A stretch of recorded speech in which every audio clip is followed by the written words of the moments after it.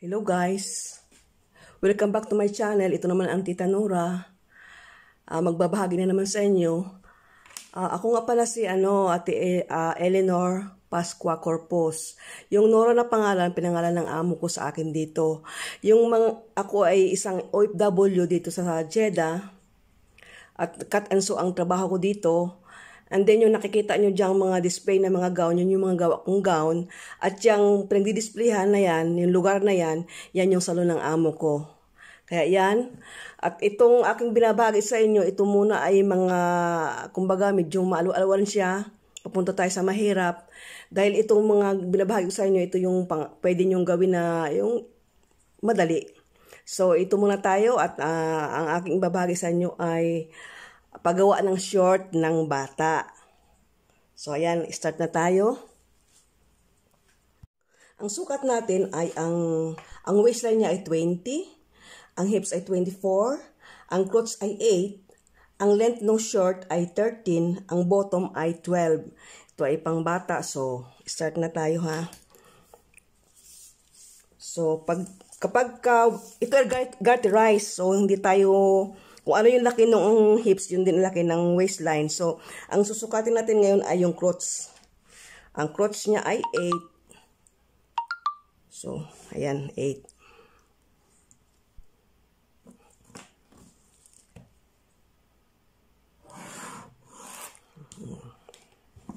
And then, ang length niya ay 13. So, hindi tayo magbabawas doon dahil garterized ito. Nagbabawas lang tayo doon sa taas ng sukat ng ating waistband. Ay dito ay garterized, so diretso tayo dito tayo magsisimula sa waistline pababa ng 13. So ayan. Sa garterized meron tayong idadagdag, meron tayong i-adjust pag garterized ang isang short. So ayan na, may kuwit na tayo. Ang hips ay 24, so 6 ang 1/4. Yung 24, bahagiin mo sa 4. Yung isang bahagi, yun yung kanyang 1/4. So, ayan. Tatagalo ko na, baka nalilito kayo sa English. So, ayan. Yan, magka-plus tayo ng 1 1/4 kapag garterized. 1 1/4 sa harap. Ito ay front.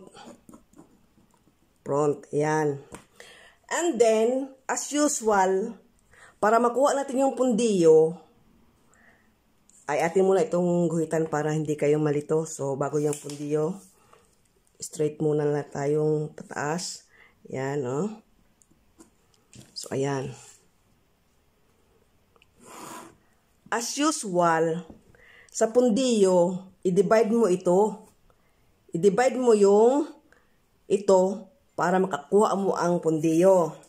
So, ayan na. I-divide mo sa 4. 4 divide by 4. So, magiging 1 1/2 siya doon. Ang pag-divide dito, itong 6 ha, hindi yung kasama yung pinlas mo. Hanggang dito lang. Kung 24 divided by 4 is 6 plus, huwag mong ilalagay yung plus. Kundi 6 lang, i-divide mo sa 4. Yung isang bahagi, yun na yung crotch niya. So, ayan. So, ayan. Ang gagawin natin para mapurmahan natin yung crotch niya, sumukat tayo ng 2 3/4 pataas. Ayan, 2 3/4. Doon tayo magkukorte.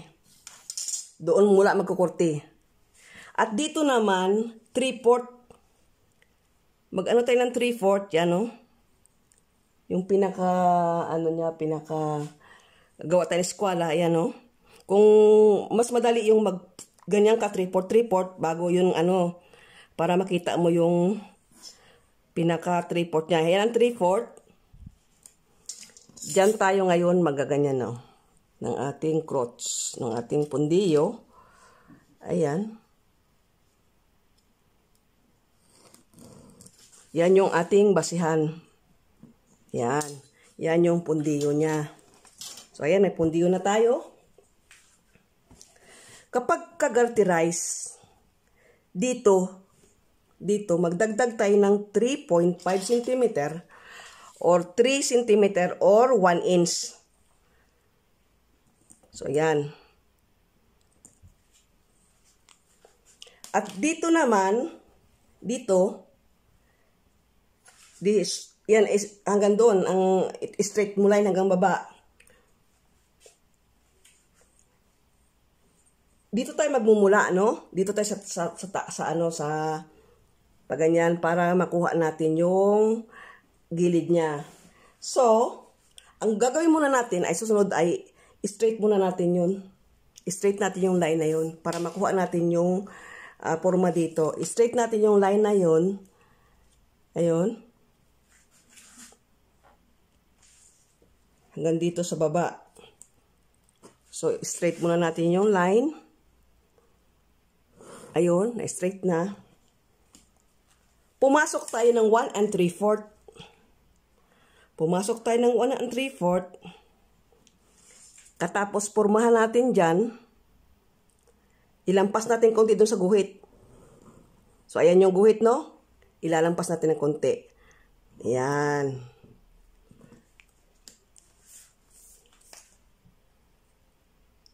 At ito, dito, dahil ang bottom natin ay 12, so, maglagay tayo ng 6. Ayan, 6. And then, ayan na. Diyan na natin guguhitan yan, papunta doon sa ating ilabas na 3 cm or 1 inch.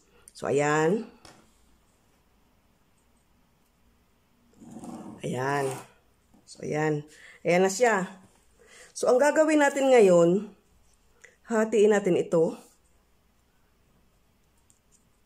4 and 1. So, ayan. At maglabas tayo ng 0.5 cm o 1/4 at atin siyang kortihan. Ayan, korte. At korte na pa ganyan, no? So, ayan yung ating forma ng ating front na short. So, ayan na. Diba sabi ko sa inyo maglampas kayo ng konti doon. So, ang gagawin natin pa ganyan, no? Magbaba tayo ng 1 cm o 3/8. Ayan. And then, ganyan siya, oh. Yun.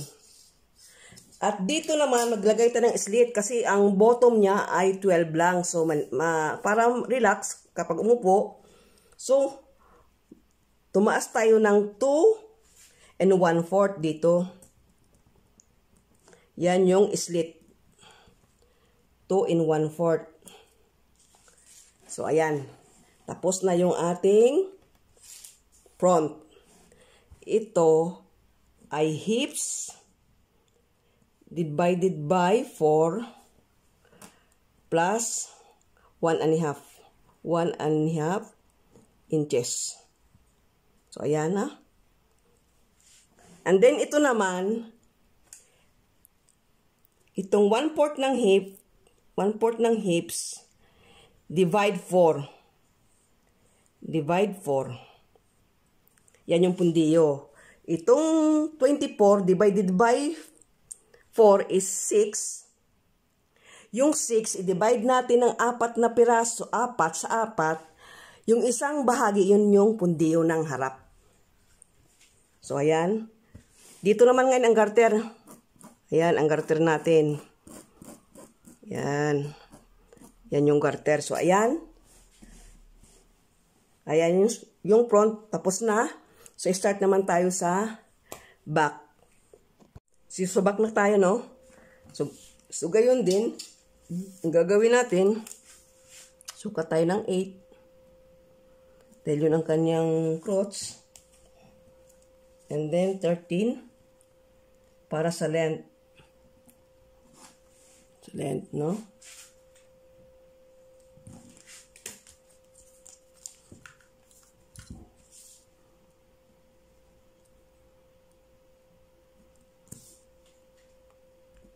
So, ayan.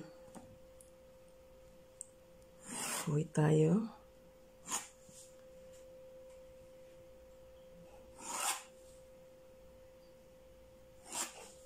So, ayan. As usual, 1/4 ng hips ay 6. Ang ating dagdag ay 1 3/4, hindi 1 1/2 pa. Sa harap ang 1 1/2, dito 1 3/4. And then, guhitan natin yan. Pataas. Straight. So, ayan.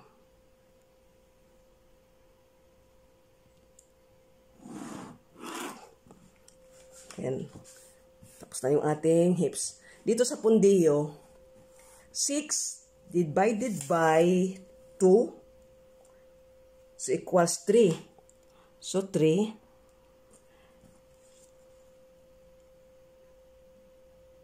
Mag-minus tayo ng 1/4. Minus 1/4. So, ito yung tunay. So, ayan. Ngayon, ang gagawin natin ngayon, ay susukat tayo ng 1 inch dito. Dahil ipapasok natin siya. So, ganyan na. Mula dito sa intersection na yan, ano tayo ng paakyat na ganyan, no? Pataas doon, yan. Ilalampas natin siya. So, ayan. And then, susukat tayo ng 2 3/4. Yan, 2 3/4 dyan. Para doon natin ito yung i-guide natin. And then dito, sa intersection, tumaas tayo ng 2 cm or 3/4. So, ayan. Kung meron kayong ganito, oh. Ayan. Pwede. So, ayan, oh. Ganyan kayo. Ayan. Para makuha nyo yung 3/4 or 2 cm. So, ayan. Ito na yung tanda natin. At dito, ayan. Igaganyan natin yung para makuha natin ang crotch. So, ayan. Ang gagawin natin dito, diretso natin sa baba.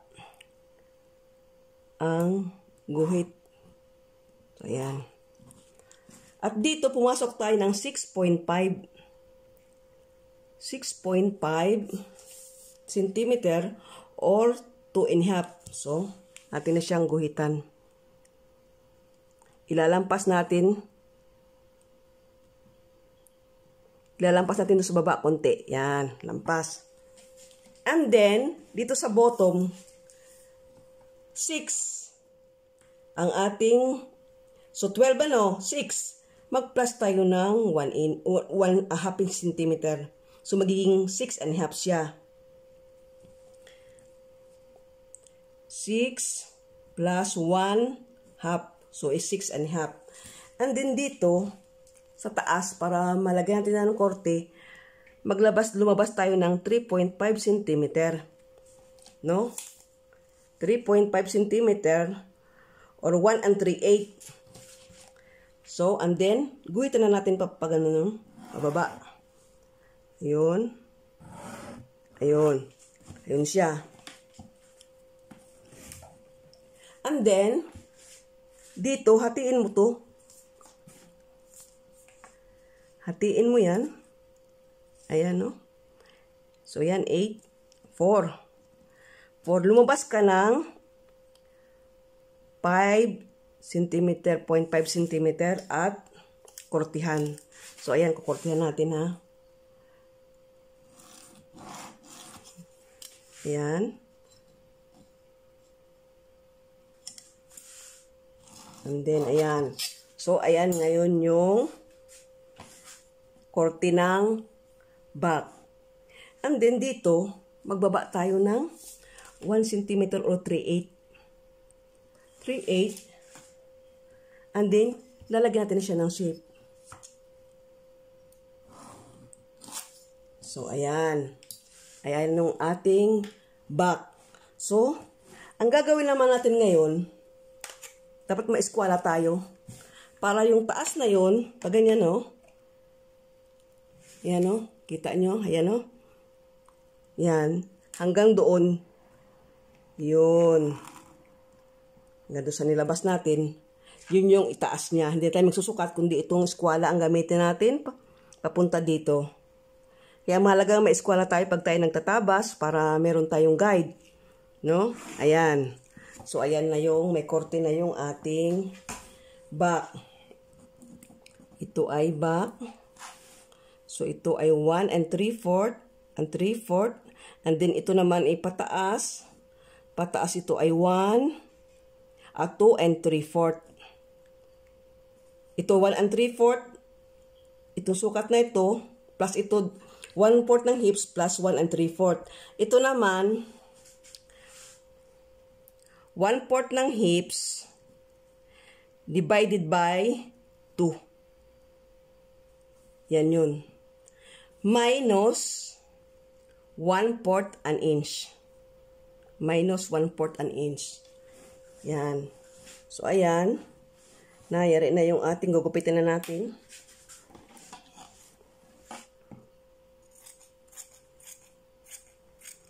So, ito yung garter. Mag-a-allowance kayo ng ng 1.5 dyan para may garter. Merong allowance sa garter. So, ayan, atin ang gupitin. So, ito na yung ating front. So, paliwanag ko liha. Dito, 1/4 ng hips ay plus 1.5. 1/4 ng hips plus 1 and 1/2. 1 and 1/2. Doon, 1/4 ng hips divided by 4. Yung isang bahagi, yung 1/4 niya, yun ang pinakapundiyo. So, ayan. And then, dito maglabas ka ng 3 cm or 1 inch. And then, idiretso mo yan. Diretso mo yan. And then, ito diretso din. Ayun yung front niya. So, ayan ang front. Dito, pag diretso mo ito, pumasok ka ng 4.5. Yan yung halyok nung kanyang, yung baba nung kanyang bottom. So, ito naman back. Ayan, back. Pumasok ka ng 3 cm o 3.5 cm at lalabas ka naman 3.5 cm doon. And then, guhit dito sa intersection, pataas. And then, gagamitin mo na ay yung eskwala. And then dito, idediretso mo naman ito, ang guhit. Pumasok ka ng 6.5. Yan yung kanyang halyok na ganyan, yung kanyang bottom. And then doon din. And then as usual dito, tumaas tayo ng 2 and 1/4 dahil yan ang slit. Slit yan. Dahil ito masyadong maganyan, maliit ang kanyang bottom. So, may slit tayo dyan para pag umupo yung bata ay merong ito pwede itong panlakad ng bata, itong short na ito. Hindi lang ito pang bahay kasi ito may slit, oh. So, medyo formal siya. And then, ito, garterized. So, mag-allowance na lang kayo ng 1.5 dyan. And then, dito, 1/2 inch or 3/4. Dito ay 1 inch sa likod, sa pundiyo ng likod, 1 inch. Dito naman sa baba. Ito sa baba, kailangan may pacing kayo dahil may korte. May korte siya. So, ang kanyang pacing, ang kanyang pinaka-finishing ay may pacing siya sa loob.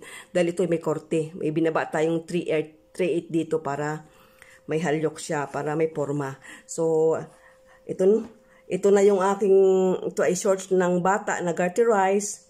Hopefully, may natutunan kayo. At please like and share para malaman din ng iba. And then, abangan nyo pa yung mga susunod kong mga video. At yung sa gown naman, pag ako'y papunta tayo doon. Dito muna tayo sa medyo maaluan. Na-discuss ko na rin yung mga sa ating basic pattern ng blouse. Sa blouse kasi marami yan. Pag pang itaas, black bodies, marami doong akong isi-share na video sa inyo. So, dito muna tayo sa baba pataas.